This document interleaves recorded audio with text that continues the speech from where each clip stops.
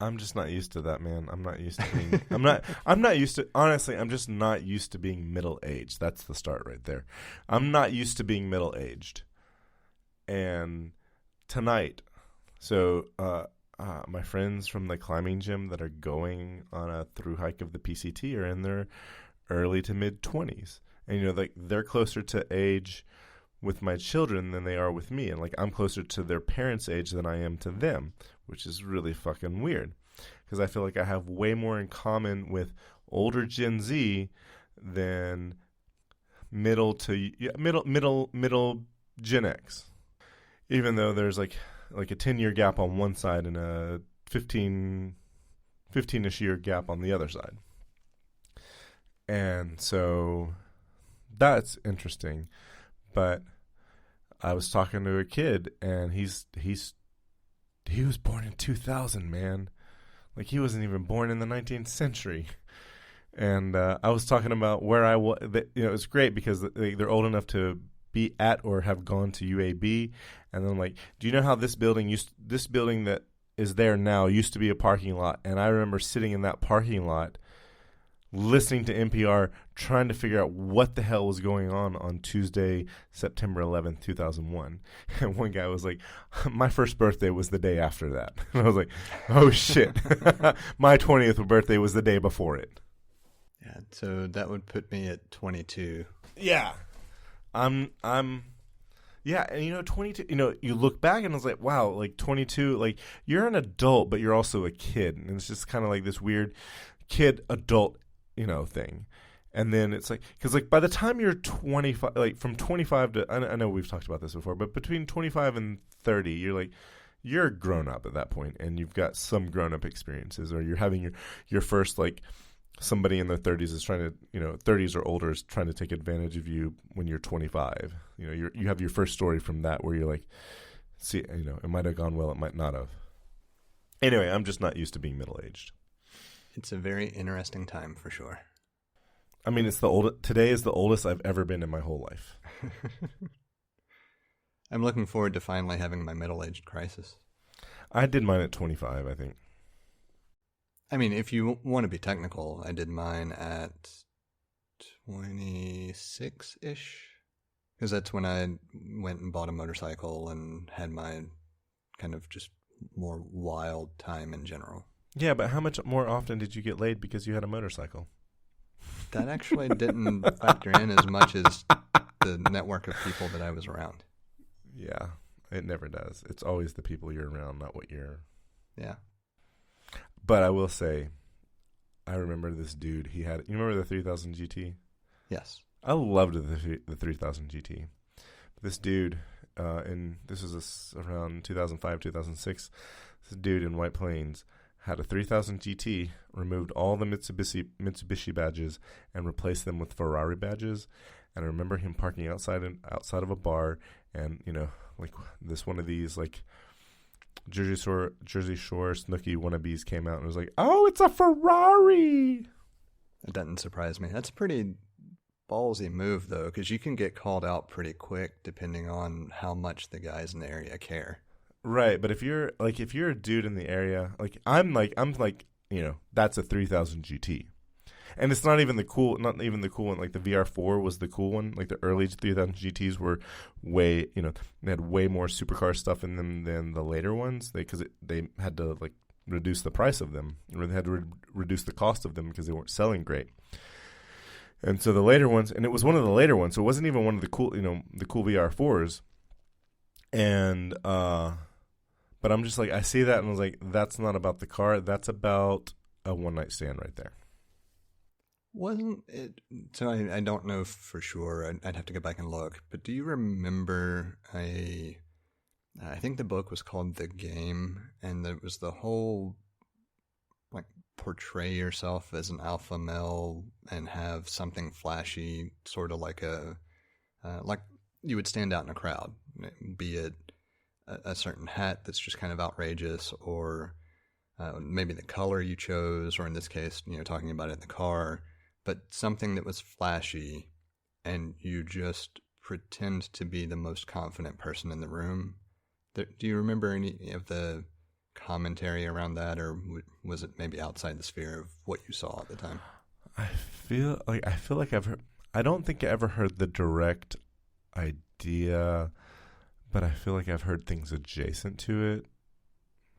I think it's fairly commonplace now in certain circles. I think it's, as far as the mainstream public goes, I think it's been walked back some. I don't know. It's not something I've kept my finger on the pulse of, but I think the original text or book that was written was called The Game, and I could be misremembering that.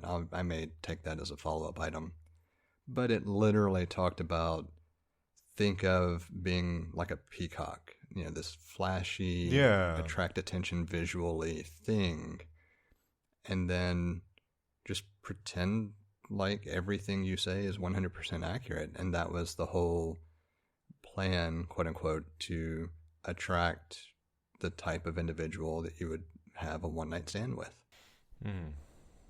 That, I mean, like, even in a broader context, just saying things with confidence is attractive, and not even in just like a sexual way, but or a choosing a mate kind of way. If we, but it's just like people like confidence, and people will follow confidence right or wrong, and very specifically a confident demeanor without going to the point of being egregious or brash cocky. Or like that's too far, because that's that you're getting into the realm of he doth protest too much. Yeah, if I remember correctly, one of the examples given was like, instead of saying something like, "Can I buy you a drink?" it's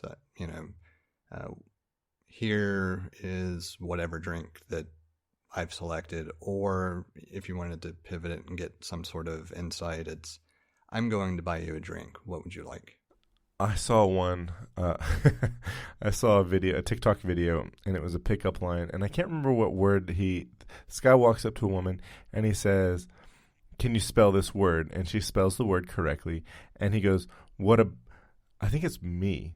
Yeah, he says, "Spell the word me," and she says M-E, and he says, "What about the duh?" And she's like, "There's no D in me." He's like, "Not yet."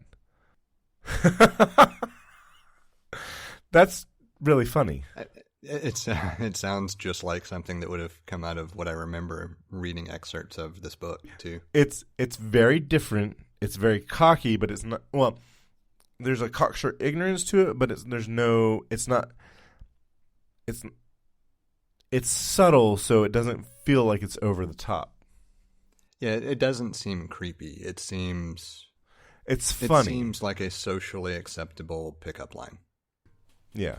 So I know we've got a topic planned that kind of ties in the past couple of shows. I do actually have a bite this week that I wanted to mention that seems kind of out of left field. I saw this bite, and I'm like, what? Yeah. So the only reason this even came across my radar is back when I first started looking into home automation. I was in Columbus. I was in an apartment, and I had a Mac Mini that was running as a Plex front-end server anyway. And there was an application package. I don't remember the old name anymore, but the current name is Indigo as far as the application is concerned. And I'll put links in the notes for anybody who wants to follow it. But the platform started out supporting the old X10 wireless standard and very quickly added Insteon protocol support as long as you had a physical adapter. So the software would communicate with this almost modem, if you will, and then that can control Insteon devices within the home. So it was all still local. And I actually had, and still have stashed away in a box, a lot of Insteon protocol devices because that was my entry into home automation. And I was running the server anyway locally, had remote access to it, everything else that you would expect. And the only reason I pivoted away from it was the application went to a subscription model that at the time I didn't feel any strong justification for, predominantly because I had already shifted complex to be run off of my Synology and just use the front end off the Apple TV. And so I thought, well, I'm not going to upgrade my Mini at this point and continue with the subscription. For less money, I could just transition to HomeKit and do away with the Mini altogether, which ended up, before too much longer, the Mini died, and so it was a fortuitous changing of path anyway. But apparently, taking a step over to the side almost, the company that actually created the Insteon protocol actually ran a cloud service for the same function. So instead of communicating with a locally deployed server, if you had purchased Insteon devices, you could set them up and use them with a bridge or a hub of some sort that communicated with this cloud service.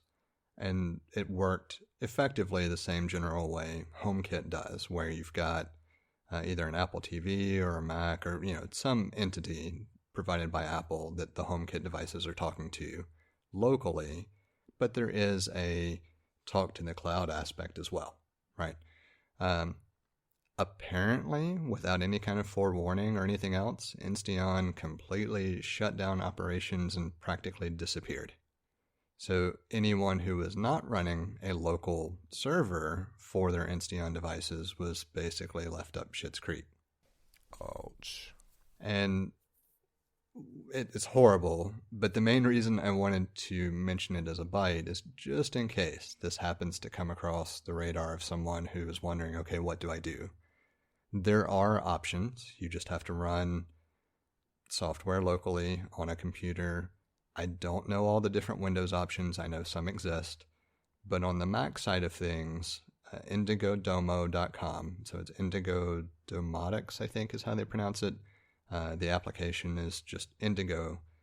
It's a really solid suite of or software package that works with the old legacy X10 stuff, the Insteon stuff.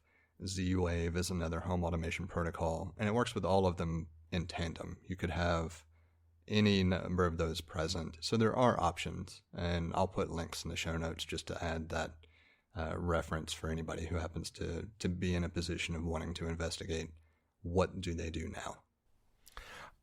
I just think it's bizarre that they just disappeared. Yeah, I mean, reading through the article, like the CEO and other executives even scrubbed LinkedIn profiles of any mention of the company.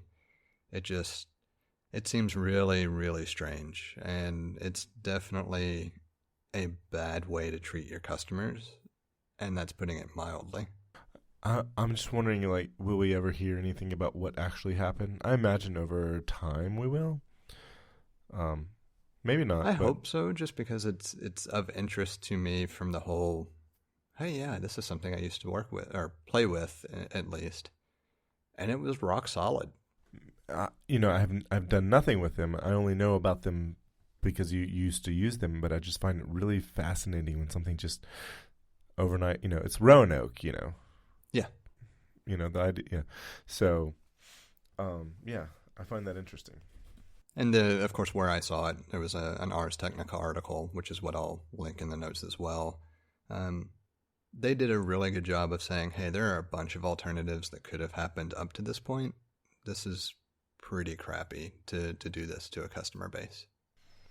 Yeah, but see, the fact, it's, typically when a company is going to shut down their services, there's a rollout period for that. And also sometimes an offering of, like, here's where you can go for support for this from someone else. But to disappear overnight like that and then go even so far as to start scrubbing LinkedIn data, that's it's interesting. It's shady at best, yeah. Yeah. And the one other piece, I have not verified that the group is still in operation, but if you search for Mac Home Store, they often have an assortment of devices that work with the Mac that work with Indigo as well. They were a partner at one point. I don't know that they're still in operation. I could have checked that before the show, but I will check it before I include it in the notes. Well, also, thank goodness for people who download things for you to, download when the original source goes away. Yeah, the one kind of saving grace for anybody who has a lot of these devices, I guess there are two saving graces. They were typically always designed as mechanical devices that had the addition of the smart component. So like the light switch could still function as just a dumb light switch kind of thing. So it's not that you suddenly can't use things, but the protocol was also reverse engineered a long time ago. And so I expect to see maybe a few things hit the market that attempt to fill that void as well. And maybe not. Maybe they just point to the established players and say, this is the best way to handle it if you're on this platform, and this is the best way if you're on this platform. I will say personally, I recommend migrating to HomeKit predominantly because of the built-in security, because you have to play by Apple's rules. Insteon is a protocol. It doesn't have any requirements on how the device is maintained or accessed outside of its communication within the automation sphere. HomeKit requires a certain level of security for authentication against the HomeKit APIs and everything else. I'm not going to say that one is necessarily bad versus the other, because I think they're both perfectly fine. It all depends on what level of protection you want in your Internet of Things devices, and that's an area where working with one specific manufacturer that requires you to adhere to their rule set might be worth investigating as a step forward. So let me ask you, is it time to kill one person or 5 people? I think it's time to flip the switch and let the one person die. So I thought about, the new it's the trolley problem, right? Yes, the trolley problem is the general show topic that we have. And just to preface, there are many, many versions of this problem that exist, depending on what you were very specifically studying. I think the first time I heard it was the lifeboat. Like, who fits in the lifeboat? I know I've heard a variation along those lines. I think the very first time I was ever exposed to it, it was like railroad tracks. So same idea, fixed path. And it was either flip the switch to kill the baby or flip the switch to kill the elderly person. There's also, I feel like the 21st century version of it is going to be, how do we program the AI in self-driving cars? Do we have do we program the AI to kill the driver? And I think it brings up a new thing. Do we have it kill the driver, or do we have it, hit the school bus and kill the children? Yeah, it's a very good representation of the same problem. Yep. So the problem typically is brought up when you're talking about either ethics as a discipline, morality as a general construct, or psychology pretty much as a whole. I mean, there's a lot of behavioral choices included here. Yeah. Sure. I was going to say, I'm going to briefly describe the trolley problem just in case, make sure everyone's up to speed. But it's just like, you have a trolley or a train, and it's going down a track. And, as, tracks might converge or diverge from one another, there's a switch, and you can, reroute the train somewhere. Train's coming down the track, and it's headed towards 5 people who are on the track, and through the course of events, those 5 people can't get out of the way of the train. Don't know why, doesn't matter why, but if you divert the train away from those 5 people and save those 5 lives, you end up having the train run over one person, and you kill that one person's life. So you killed one person to save the lives of 5. What do you do? If you do nothing, it kills the 5. If you save the 5, you kill the 1. That's the trolley problem. And just to emphasize, the other side of the equation is often presented with a couple of different variables as well. Oh, yeah. One being you are the person flipping the switch. One being you are relaying information to the person flipping the switch. The idea is that on the other side of it, you're also studying if you are personally accountable for the action, does it influence your choice? Right. I love there's a TikTok video where this dad is teaching his very young toddler about the trolley problem with his like Thomas the Train engine. And he's got like the 5 people over here and the 1 person over here. And he says, "What do you do?" And you see this sweet little boy pick up the 1 person and move it out of the way, like to the other track with the other 5 people. And then he takes the train and makes the train run over all 6 of them. And I was like, the kid is like 2-ish. So he's not, there's not a lot of influence going on there from the external world, and I'm just like, that boy's an introvert.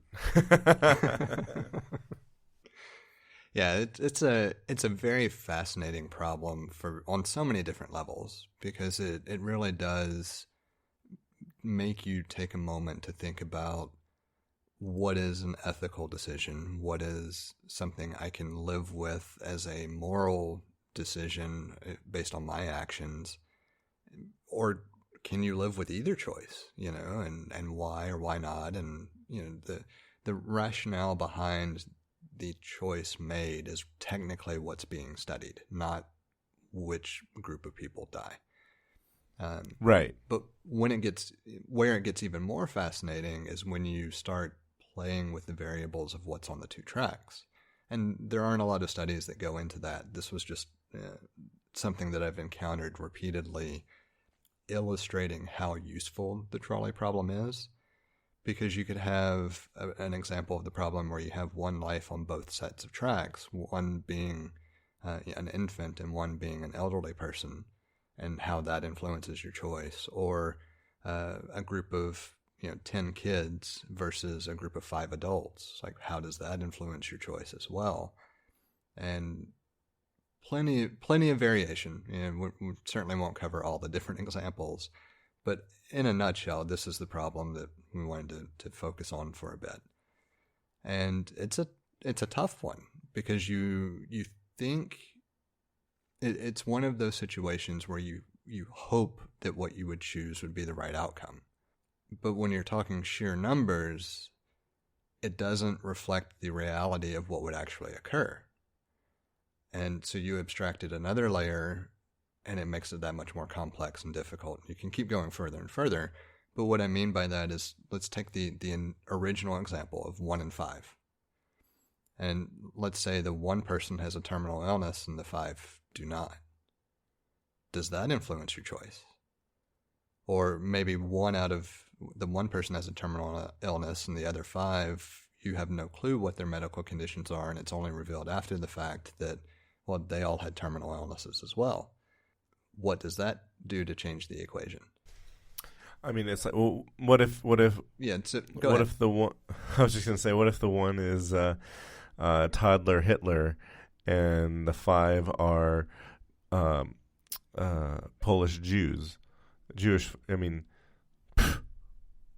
Yeah, the whole point of the examples is just to illustrate how complex this problem can be made. And so you start with the simplest one. The simplest is just, you control the switch. You have 1 person on 1 set of tracks, 5 people on another. What do you do?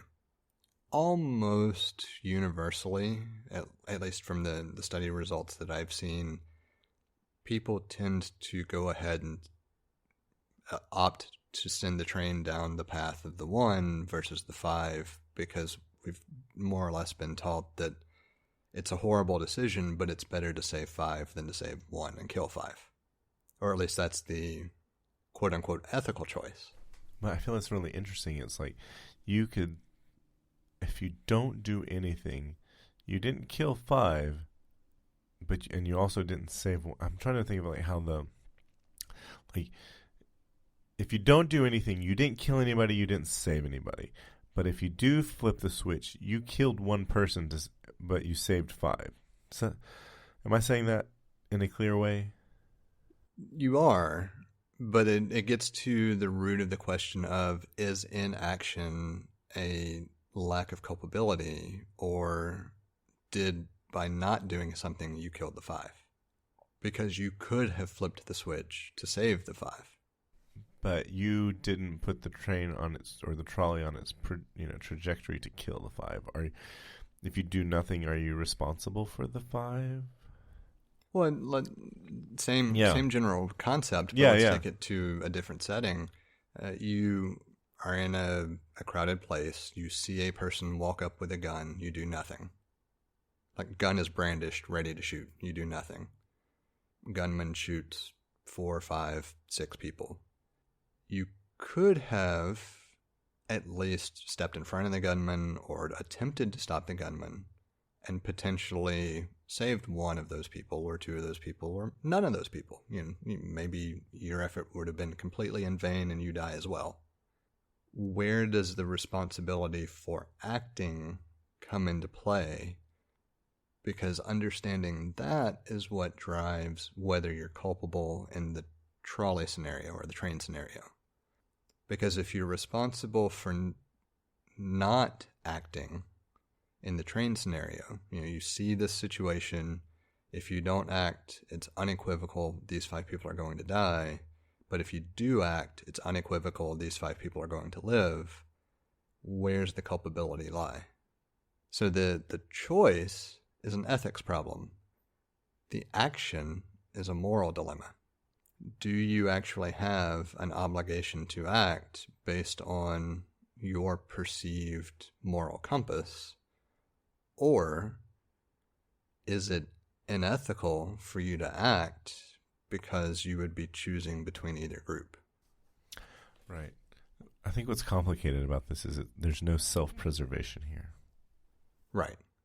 So there's a variant of this that I've also been exposed to that's used to illustrate that concept. It's not officially anything that exists as a problem that's studied, but it's you're driving a car and for whatever reason it's fixed on a path. You can only go these directions. There's no ability to like swerve or miss anything or whatever, which obviously illustrates it's a theoretical designed to just promote a concept.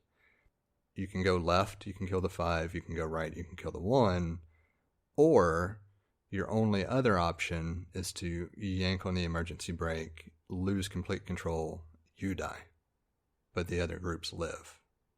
This is, again, not an example of the trolley problem. That's not how the trolley problem works. This was just a example illustrated or used to illustrate that once self-preservation comes into the mix, it changes the dynamics of the equation completely, which is part of why self-preservation is not part of the original question. Yeah, so you at least have like self-preservation could be a scapegoat, but you don't have that here. Right. Or maybe not a scapegoat, but self-preservation could be there is a drive for self-preservation, but this is not that. And the whole reason the trolley problem doesn't add in that layer is because self-preservation typically is going to win in most arenas. Like, if you do not have a strong drive geared toward maintaining life, chances are you're not going to be in a situation where you're going to be experiencing this in the first place because you will have already decided that for whatever reason, life is not worth living. Which, quick interjection, is never the answer, and I would highly encourage speaking to a professional if you ever have doubts about whether life is worth living. So what do? You send them down the, I like the idea of the trolley problem where you don't know anything about anybody. You don't know their ages, you don't know their statuses, their health statuses, you don't know anything. You just know 5 people here, 1 people there. And that, I feel like in that regard, then it's like it's easier to make a decision because you know nothing. They're you do what you can to dehumanize them, and then you probably pick the one dies.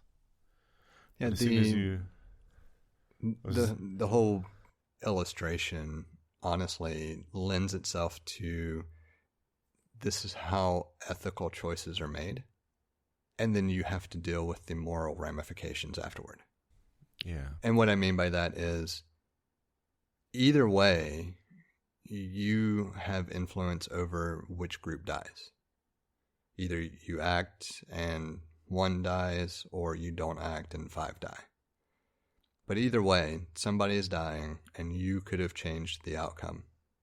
The quote-unquote ethical choice, and again, ethical because it is it's not this is a right or a wrong thing. It's this is the best choice for the survivability of the group. So it's not asking for a moral reason behind it, because you're assuming that either set of deaths would be immoral in the scope of this problem. So the ethical choice would be kill the 1, save the 5. And then the conversation follows that how do you deal with the repercussions from a moral standpoint over choosing to act? And I think that, for me, that's more interesting because of the construct of morality not being a universal truth, whereas ethics tend to be more or less universally accepted. Yeah, there's certainly a guiding kind of balance point where you could say X action is ethical, or Y action is unethical. But morality doesn't have that same clear-cut delineation because so much of it is influenced by culture and society. Yeah. So the ethical side of it, to me, seems kind of mundane until you start going into a lot of the different variations on the trolley problem, even though anybody who studies ethics will certainly latch onto that side of it and say it's not as mundane as I'm making it out to be. It's just a difference in areas of focus for exploration. I'm not an ethicist by any means. I do not study ethics. I'm a behavioral scientist. I study the rationale behind it. The moral side of it is far more interesting to me than the actual decision. But the decision is a very fascinating issue in and of itself as well when you start to think about how universal is that decision, which is what the article that we'll link, or that I'll link in the show notes, actually talks about. Because up until recently, there was not really a consensus on what the answer to the trolley problem would be across the globe. It was very much I'll call it a Western problem as far as where it was studied. Plenty of literature, plenty of studies surrounding it within the scope of the U.S. for sure. I think to an extent Europe, but there's never been a global effort up until recently to try to find commonalities across cultures. And that's what a recent group of scientists set out to attempt to do. And that's what prompted the article that we're referencing. So what did they find, Jesse? Surprisingly, it didn't go according to plan. But that's what's unsurprising. You know, I'm kidding. I kind of thought, I actually had the exact same thought when I first pulled it up. So the thing that it's unsurprising is the article did say most people take a very utilitarian view of things and say they throw the switch, so you kill the 1 over the 5. But I think the bigger issue, or the more interesting piece, one of the versions of the problem that they provided was that there was not a switch. Instead, participants had to throw someone off a bridge in front of the trolley to derail it to save the group of 5. This is another variation of the same problem. I gotta imagine, though, that like when you throw someone off the bridge, like the throwing them off the bridge might be the thing that kills them and not the trolley. Very possible. But sorry, I don't mean to muddy the waters.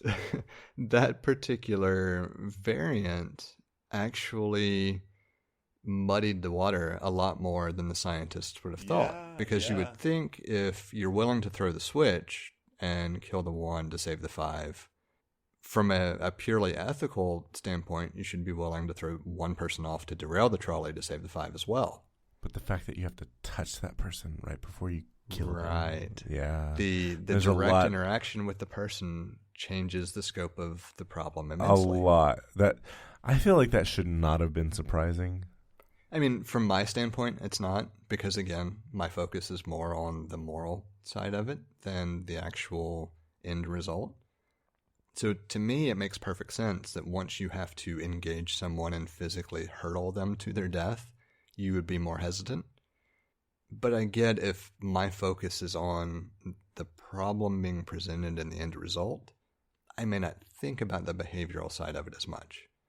And that's just a difference in disciplines. You know, if I'm studying ethics, I'm concerned about the end result of this scenario. If I'm studying behavior and decision making, I'm a lot more concerned about the actions I have to take to reach the end result than I am the end result. And so it seems clear to me that you should expect, if I have to physically cause this person's death by grabbing them and throwing them into the path of an oncoming train, I might have some reservations about it, versus I'm going to flip the switch and I'm going to hope that person can get out of the way, even though you know they can't in the scope of the scenario. There's still that clinging to, there's a chance, and I know I can save the 5. And that's the whole premise of the ethical choice. Well, it turns out that the end does not justify the means, and that's taken to heart. It's a fascinating argument that has long been kind of running in every sphere of inquiry, right? Like even backing away from the trolley problem, we talked about violence and how violence as a last resort answer is one viewpoint. A complete lack of violence as an answer is another viewpoint. And this whole overarching concept that violence may be an answer, but it's never the best answer. All of that feeds into the same boilerplate statement of, does the end justify the means? Or question, does the end justify the means? And when we take the time to really explore it, almost unequivocally, we reach a point where no, the end does not in and of itself justify the method of reaching the end. But at the same, I understand that is the conclusion that most people come to, but I don't know that that's always right, though. Sometimes you have to do something that, the means might be unjustifiable, but the end result is good. And if there's no other way to attain that end result, then even though the means don't justify the end, we're going to do it anyway. Isn't that the counter argument to everyone who just can't find a way forward, though? And what I mean by that is, let's draw upon a different example, just to make it uncomfortable. January 6th, the end that was attempting to be reached was the retainment of power by a sitting president who lost a democratic election. It failed, so we can't necessarily say the end was reached and the means were therefore. But let's entertain effective. let's entertain the idea that it was. Right. Would the ends then justify the means? Well, I think we're seeing that for the Republican Party, even though it did fail, they're like, the means were fine. Like, the means weren't bad. It's not treason. And if you say that it is, we're going to censor you. And we're going to shun you from our party. And so I guess it depends on what you think about the means and the end. Like, if I think people who were involved were like, yeah, this is right. This is what I should have done. I feel like the people who are saying that it was a bad idea are people who got arrested and are serving, prison time. And they're like, oh, I shouldn't have done that, So close.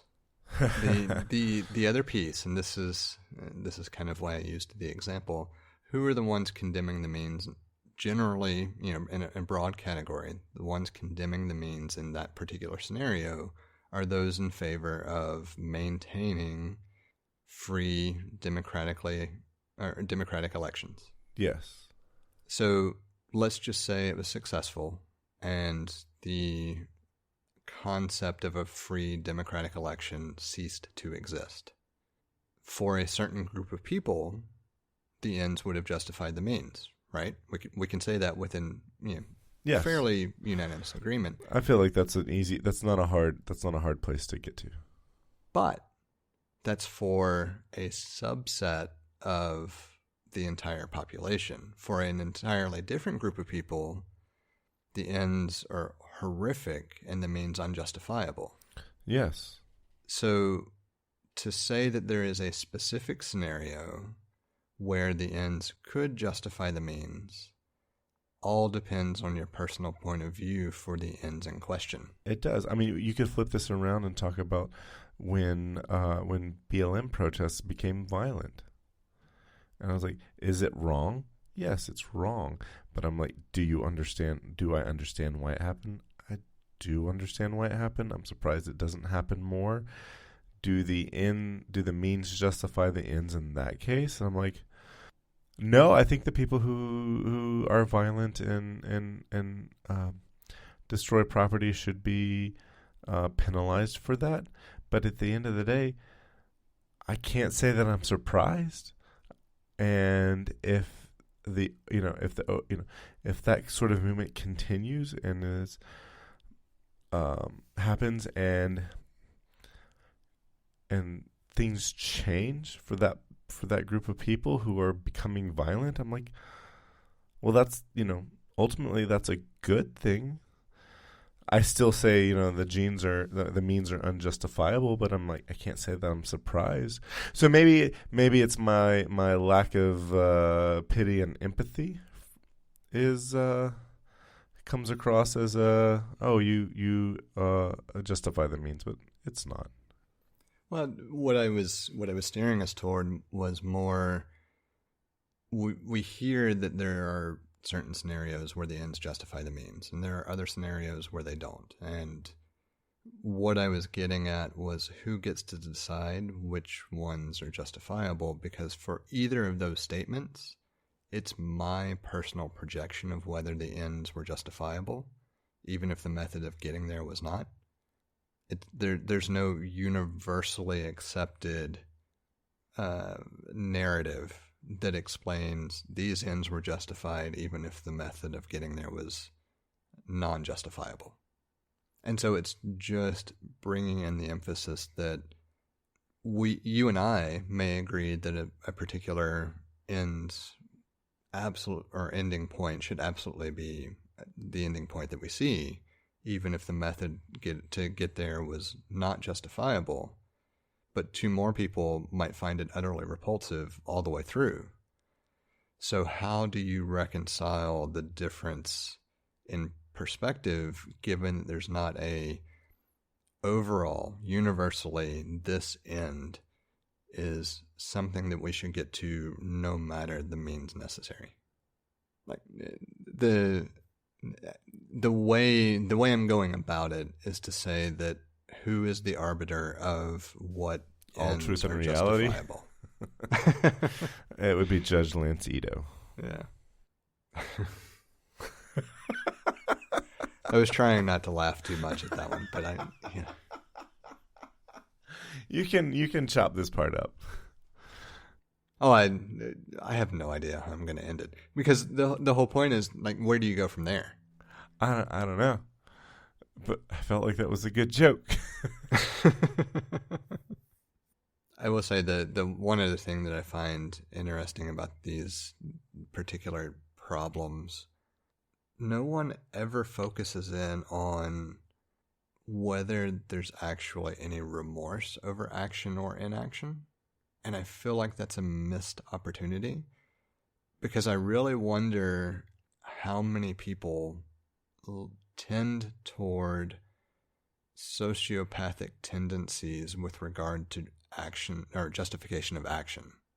Like, how is there a method that we possess to insulate ourselves from emotional attachment when we feel like we're taking action for the greater good? I wasn't going to bring this up, but because you said this, it made me think of Tommy Caldwell's story. I don't know if you've watched The Dawn Wall. I think you have. I think we've talked about it. We've talked about it. I haven't watched all of it, for sure. At the beginning, they talk about an experience that happened in his life in his early 20s where he's, through the course of events, he and a group of other people are taken captive by, I think it's rebels in Kyrgyzstan, and out of this is very different from the trolley problem because it is a matter of self-preservation and saving the lives of the people that he's with, and he pushes the man, his captor, off of a cliff. And what's interesting about that story is that they go into detail about how it ended up affecting him in his life and the things that happened. And he ended up marrying one of the people that he saved when he pushed the man off the cliff. And over the course of events, they grew apart and eventually divorced, and that relationship dissolved. And it was how they were, they coped with the aftermath of that experience in very different ways. So I bring it up because that is a case where something in real life happened. It's, definitely not definitely different from the trolley problem, but at the same time, it's like, even though this was a matter of self-preservation and the saving, let's push this one man off the cliff to save, myself and 3 or 4 others, it still really impacted him, and it really was problematic. And even though everyone told him, it's like, you saved our lives, you did what you had to do, he still had problems with it. Well, it's a perfect encapsulation of the question I was posing, right? Yeah. It's the idea that we as individuals possess the ability to construct barriers or emotional responses or any number of other things like rationalizations. There are a lot of different mechanisms that we use to cope with the ramifications of a choice or a decision, or to justify a decision that we intend to make. One of the things that I'm really curious about, though, and I specifically referenced sociopathy as the framework because it's for 2 different reasons. A sociopath is someone who feels no weight or response to social pressures on how they should respond or should not respond. Psychopathy is a incapability of feeling that particular emotional response. They're different, even if the end result is similar in behavior. But a sociopathic response to, choosing to pull the lever, if we go back to the trolley problem, could be to dehumanize the one individual or to not think about the one individual, but really focus in on these 5 people are alive thanks to my action, or to focus that more internally and think of more I don't know if pride is the right word, but more the recognition of springing to action, the fact that, yes, I did something to save these people, so there's an aspect of elevating your emotional state, and there's also an aspect of just not recognizing any kind of emotional response toward the other one. And all of those things are fascinating in different ways, but it speaks to the same general question posed by the example you illustrated, where self-preservation is a powerful thing, but dealing with the ramifications of a choice, even in the face of preserving the self, it's ridiculously complex. And it feels like there's a lot more there that we don't know and don't understand and should be investigating that I don't see a lot of efforts around. And it may be just, X number of years detached and removed from the literature. But that to me is a very fascinating area, because the same lessons there can influence how we attempt to insulate ourselves from emotional trauma or distress or massive life-changing events, and even minor inconveniences. Like, it's the same methods and reactions at play, just on a scale of intensity. And it seems like there's a lot to unpack there that we just don't know anything about. But I was going to say, I feel like this ends up being a harder topic than I thought it would be. I'd say it is, not so much because it's a lack of, There's a wealth of material to talk about. There's a lot more to it when you think about different isolated things. Like, let's just completely back up for a moment and take a more commonplace event. How do you cope with the feelings around divorce? Or how do you cope with the feelings around a lost person or family member?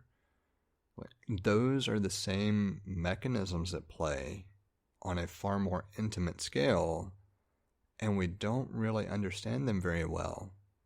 And we recognize that we don't cope with them in an overall healthy fashion as a society, even if at the individual level people do make the healthy choices or the better choices. That same issue applies to the trolley problem, because if you elect to act and pull the lever, you still have to deal with the fallout of acting and pulling the lever.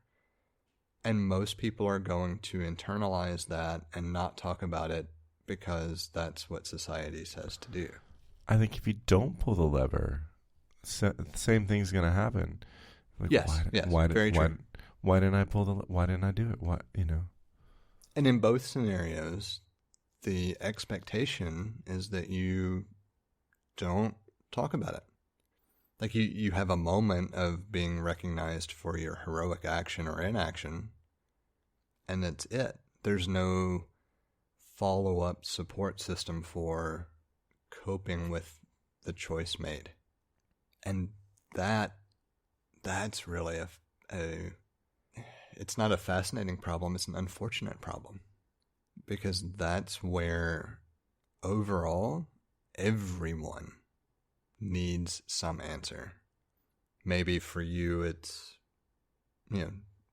anxiety. Maybe for you it's depression. Maybe it's grief with the loss of a loved one, or some other highly emotional change. But we don't have a support system for that. We have the recognition in the moment, and then we expect that person to just deal with it or handle it or resolve it without any other interaction. And that's one of the most asinine things I have ever heard. We have a number of different ways set up for you to get in touch with us to provide feedback, ask questions, or just comment in about something we've discussed. You can hit us up on Twitter or Instagram at untitled_hosts, or shoot an email over to untitled.hosts@gmail.com. Or get in touch directly with Jesse at jthart.com, or get in touch with me, John, via telepathy. If you would like to support our work or are interested in listening to our new after-show feed, head over to patreon.com/theUntitledPodcast and take a look at the options we have set up. Thank you for listening. We hope you've enjoyed the show. And we hope to connect with more of you as we continue this journey. That's a wrap.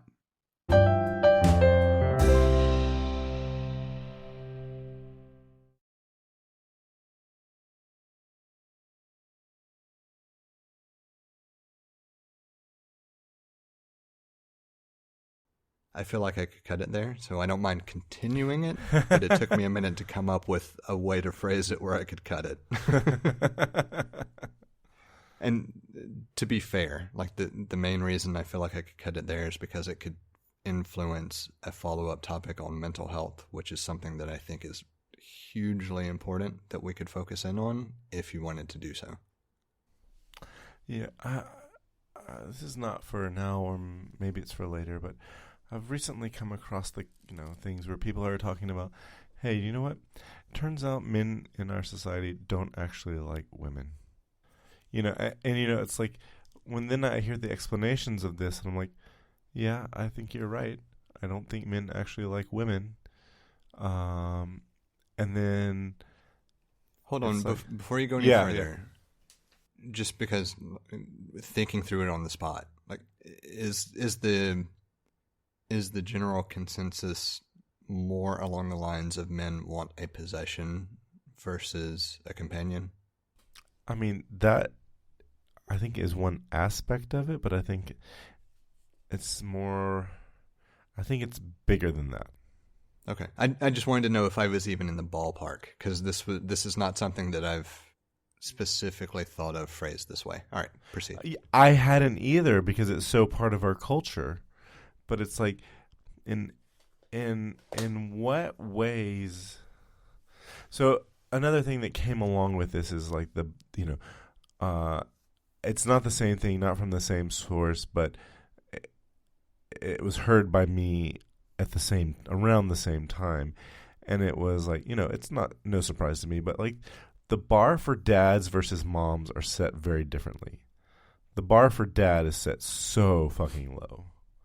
Yeah, and it's absolutely stupid that it is, but right. Yeah. And it was like a comedian said, it was put this way, and I think it was put this way to like make the point. I don't think it was actually just trying to be funny, haha, but it was like, I'm being funny, but this is the point I'm making. And it was like, the comparison was that kid goes to school, he's always at school, but he's a little bit late to school. And whenever he talks about like the food he eats at home, it's always stuff that's cooked in the microwave. And the joke is that, well, that probably means that your mom is a meth head, or your dad's getting his life back together. Like that's where the bar is. The bar is like, the dad is like, a good dad is like as good as a meth head mom. Yeah, I understand it. I mean, I don't live it by any means, but no, neither do I. I recognize that I'm kind of an outlier, even though I shouldn't be. It's not that you shouldn't. It's not that you're doing above and beyond. It's that everyone else is like that bad. Right. That's what I was meaning. Like I'm an outlier not because I am trying to be an outlier. I'm an outlier because I'm just doing what I should be doing. Right. Well, you're doing what you should be doing, and probably more. But then it's like, well, what you should be doing is more? I don't know. That part's not here, but it's definitely like you're doing way better than the typical dad. And so then you take that a bit further and you think about, I hear stories about men who, I remember hearing this one story about this guy who told off, it's like a restaurant scenario, and one guy is really demeaning towards the waitress, and his friend just goes off on him and says that is not how you treat any person, so on and so forth. And then he gets regarded as a hero. And I hear that story and I'm like, he's not a hero. He was doing like what any self-respecting decent human would do. Like, that's not heroic. That's like, that should be what we expect from anybody when somebody else is misbehaving in this way. And so it's like there's this dynamic of what we should be saying is, this is the bare minimum to be a decent man, and turn that into being a hero. And I think it all stems from men don't like women, and men don't respect women culturally.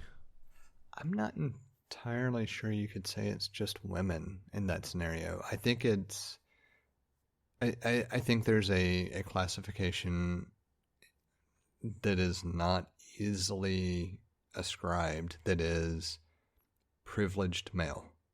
And what actually that means varies a bit culturally, socioeconomically. Like, there are a lot of different things that could play into it.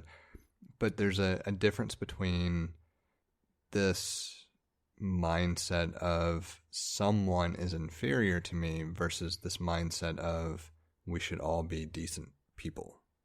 And I think the only reason I'm struggling a little bit with it is because I agree completely with what you're saying. I just don't think the delineation is just men.